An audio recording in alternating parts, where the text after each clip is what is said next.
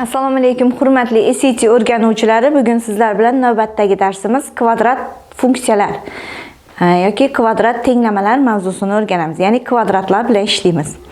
Bu mavzuni o'rganishdan oldin qisqacha nazariy ma'lumotlarni keltirib o'taman.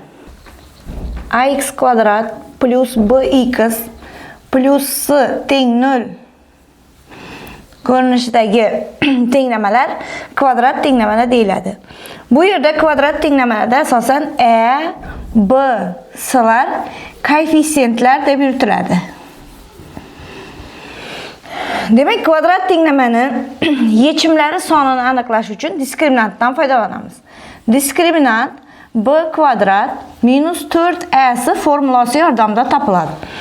Agar diskriminantimiz musbat son bo'lsa, ya'ni 0 dan katta musbat son bo'la turgan bo'lsa, u holda kvadrat tenglamamiz ikkita yechimga ega hisoblanadi. Agar diskriminantimiz manfiy son chiqartirgan bo'lsa, ya'ni minusli son chiqartirgan bo'lsa, u holda kvadrat tenglamamiz yechimga ega emas. Bo'sh to'plam bo'ladi. Agar diskriminantimiz 0 ga teng bo'la turgan bo'lsa, u holda kvadrat tenglamamiz bitta yechimga ega hisoblanadi. Demak, ikkita yechimga ega yoki bitta yechimga ega bo'la turgan bo'lsa, u holda bu yechimlar quyidagi formula orqali topiladi.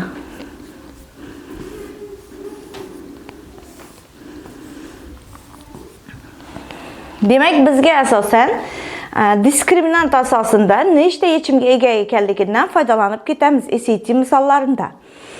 Endi kvadrat funksiyani qaraymiz.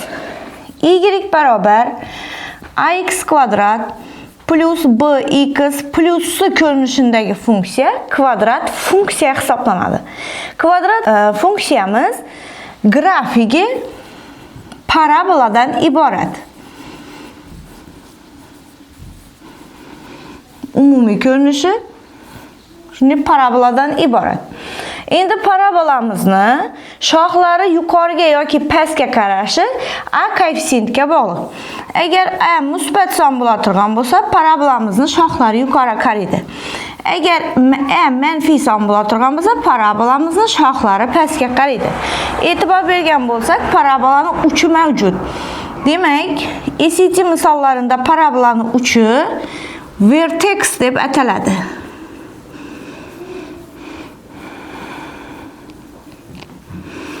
X0, Y0. Demak, X0 ni topish uchun minus b taqsim 2a hamda Y0 ni topish uchun minus diskriminant taqsim 4a formulalardan foydalansak bo'ladi. Endi parabolamiz x o'qini kesib o'tishi. X intercept x o'qini kesib o'tishi diskriminantga bog'liq. Ya'ni diskriminantimiz musbat bo'lsa, birinchi bo'lib a'miz musbat holini qaraylik. U holda parabolamiz ushbu ko'rinishda bo'lishi mumkin. Ya'ni shoxlar yuqoriga qaragan va diskriminant musbat bo'lgandan keyin ikkita joyda kesib o'tadi. Shunday ko'rinishlarda bo'lishi mumkin. Agar diskriminantimiz 0 ga teng bo'lsa, u holda parabolamiz uchi x o'qinda yotadi. Shunday va hokazo. Demak, kvadrat funksiyamiz berilishini qarab. Agar diskriminantimiz manfiy bo'la turgan bo'lsa, u holda parabolamiz x o'qini kesib o'tmaydi va shoxlari yuqoriga qaragan bo'ladi. Endi a'mizni manfiy holini qaraymiz. Agar a'miz manfiy bo'lib, diskriminantimiz musbat bo'la turgan bo'lsa, u holda bularning shoxlari pastga qaragan hamda x o'qini ikki nuqtada kesib o'tishi mo'ljallangan parabola bo'ladi. Agar diskriminantimiz 0 ga teng bo'lsa, bunda ham demak uchi x o'qida yotadi hamda shoxlari pastga qaraydi. Agar diskriminantimiz manfiy bo'la turgan bo'lsa, u holda demak bu o'x o'qidan pastda yotadi. Demak, o'x o'qini kesib o'tmaydi. Agar amiz manfiy bo'la turgan bo'lsa, shu parabolaning uchi maksimum nuqta hisoblanadi. Agar amiz musbat bo'la turgan bo'lsa, u holda shoxlar yuqori qarag'anligi uchun bu uchimiz minimum nuqta hisoblanadi. Ana shu oddiy ma'lumotlarni bilgan holda SAT misollarini ishlashimiz mumkin. Birinchi misolga e'tibor beramiz. Demak, 4x kvadrat plus kx plus 9 teng 0 tenglama berilgan. Bu yerda k musbat o'zgarmas. Hamda tenglama faqat yagona haqiqiy yechimga ega. K ning qiymati qanday deb so'rayapti. Demak, boya aytganimning yagona yechimga ega bo'lishi uchun diskriminantimiz 0 bo'lishi kerak. Bu yerda A koeffitsient 4, B koeffitsient K hamda C koeffitsient 9. Diskriminantni hisoblaymiz. B kvadrat minus 4AC barobar K kvadrat minus 4 ko'paytiruv 4 ko'paytiruv 9. Demak, shu 0 ga teng bo'lishi kerak. Bu yerdan K kvadrat topib olsak, 4 ko'paytiruv 4 ko'paytiruv 9.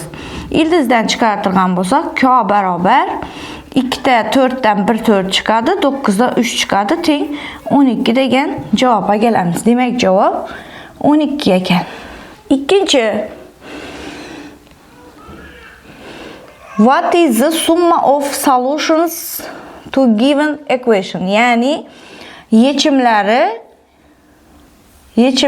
yig'indisi qanday? Buni demak biz Viet teoremasidan foydalangan holda yechamiz.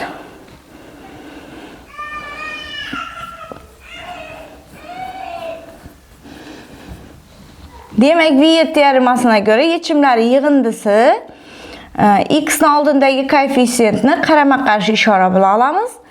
Ko'paytmasi ozod hadni o'zini o'z ishorasi bilan olamiz edi. Demak, bizdan faqat yechimlar yig'indisini so'ragan uchun javob 1 ga teng bo'ladi. Uchinchi savolimiz shunga o'xshaydi. To'rtinchi savolga e'tibor beramiz. Demak, model berilgan, balandlik metrlarda. Demak, t sekunddan keyingi futbol to'pini tepilishi.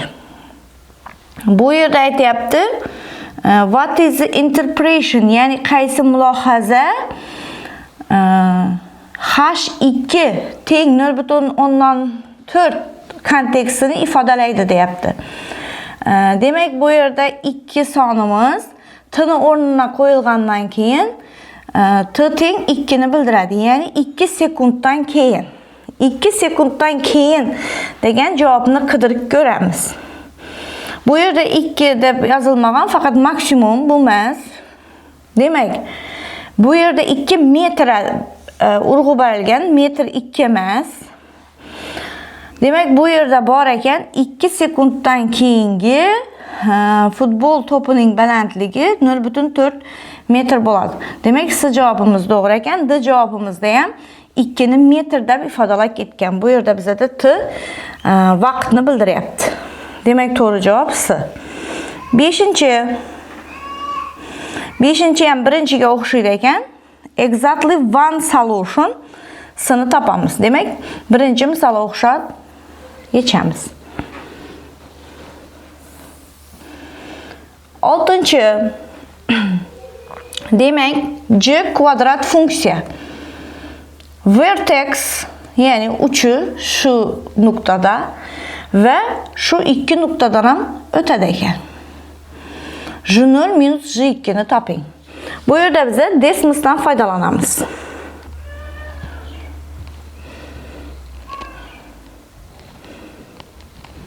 Minus 2 ga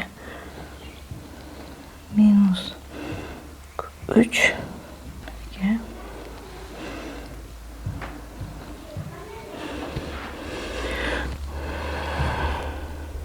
Bu yerda eslatib o'tish kerak. Demak, bizda kvadrat funksiyani tanlab olish uchun shunda lineyniya degan joyini kvadratichniga o'zgartirib olamiz.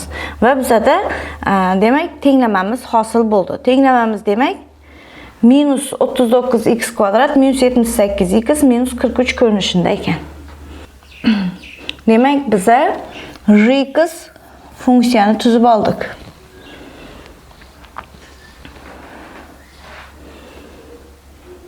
Bizadan demak j0 minus j2 ni so'rayapti. Birinchi j0 ni qo'ysak, x larni o'rniga 0 qo'ysak, minus 43 hosil bo'ladi. Minus endi x larni 2 o'rniga 2 ni qo'yib hisoblab chiqamiz. Buni ham desmos yordamida foydalansak bo'ladi. Minus 39 ko'paytiruv 4 minus 78 ko'paygan 2 minus 43. Demak, qavsni ochib bersak,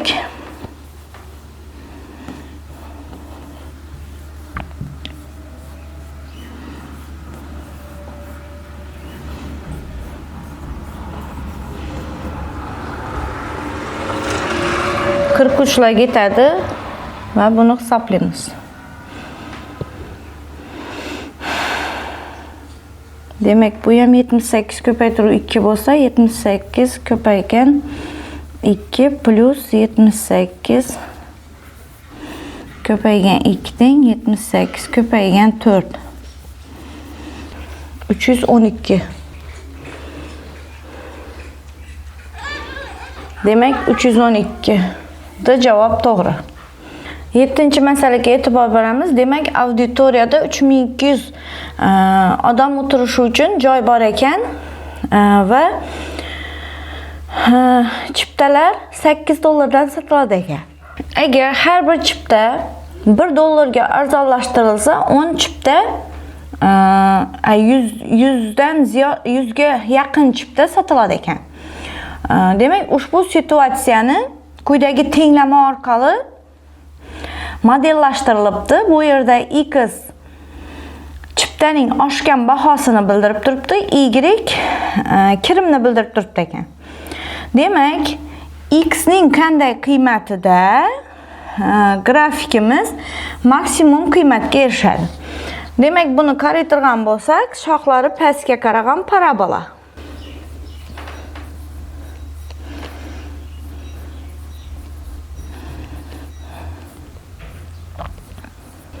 Demak, shoxlari pastga qaragan parabola. Shoxlari pastga qaragan parabolani boya aytganimdek, maksimum nuqtasi x ni so'rab turgani uchun x0 barobar minus b taqsim 2 degan formuladan topamiz. Demak, bu yerda minus 2400 taqsim 2 ko'paygan minusdan 100. Demak, 2 ta minus ketadi. Nollar ham qisqarib ketadi. 24 ni 2 ga bo'lsak, 12 degan javob. Demak, bu javob to'g'ri.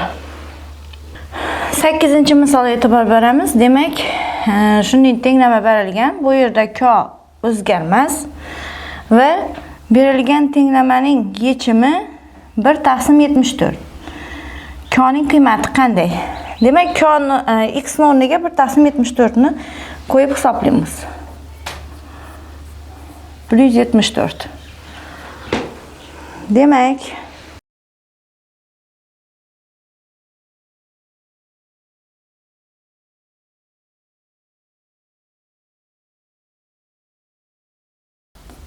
Demak, javob 35. Demak, 9-masalaga e'tibor beramiz. X plus 3 ni kvadrat teng 30 bo'lsa, x kvadrat plus 6x ni qiymati qanday? Bu yerda yig'indining kvadratini ochib berish kerak. Demak, x plus 3 ni kvadratini ochsak, x kvadrat plus 6x plus 9 teng 30 bo'ladi. Bizadan demak, x kvadrat plus 6x so'ralgan.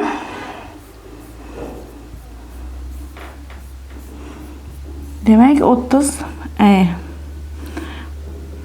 30